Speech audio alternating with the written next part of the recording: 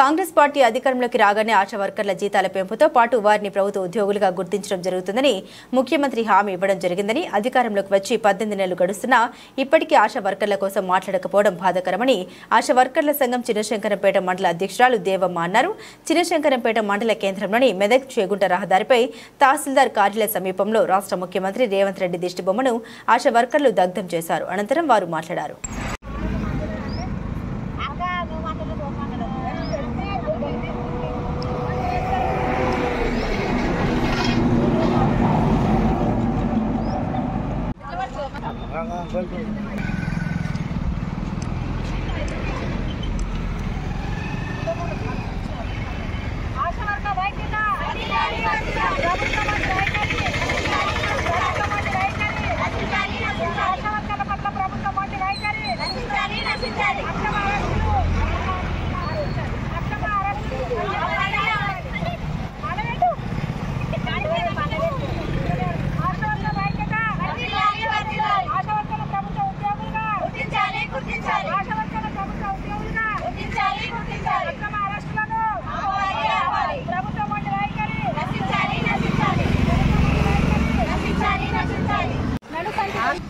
మరి 24వ తారీఖు రోజు కమిషనర్ ఆఫ్ ముట్టడి ఉంది కాబట్టి ఆశా వర్కర్లను 23వ తారీఖు రోజు ఉదయమే అరెస్ట్ చేసి మరి పోలీస్ స్టేషన్లలో మహిళలను చూడకుండా అర్ధరాత్రి దాకా పెట్టడం జరిగింది. 2 రోజుల పాటు వాళ్ళ కస్టడీలో ఉంచుకొని మరి వదిలిపెట్టినారు.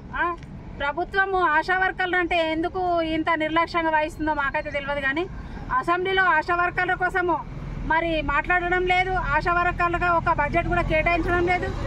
ఆశా వర్కర్లను ప్రభుత్వ ఉద్యోగులు గుర్తించాలి, ప్రమాద బీమా కల్పించాలి, ఉద్యోగ భద్రత కల్పించాలి. మరి ఏది లేకుండా వెట్టి చాకిరీ ప్రభుత్వం మాతో చేపిస్తుంది. మరి ముఖ్యమంత్రి రేవంత్ రెడ్డి గారు గత టీఆర్ఎస్ ప్రభుత్వం ఉన్నప్పుడు మాకు మద్దతుగా ఎన్నో మాటలు చెప్పిండు. మరి నేను అధికారంలోకి వస్తే ఆశా వర్కర్లను ప్రభుత్వ ఉద్యోగులుగా గుర్తిస్తానని మాట ఇచ్చిండు. మరి మాట ఇచ్చిన ఇప్పుడు సంవత్సరంన్నర దగ్గరికి వస్తుంది కాబట్టి అయినా కానీ మా కోసం ఇంకా మాట్లాడతలేడు. మాట్లాడాలి. మరి కమిషనర్ ఆఫ్ ముట్టడిలో ఆశా వర్కర్లను ఎన్నో చిత్రహింసలు పెట్టిరు.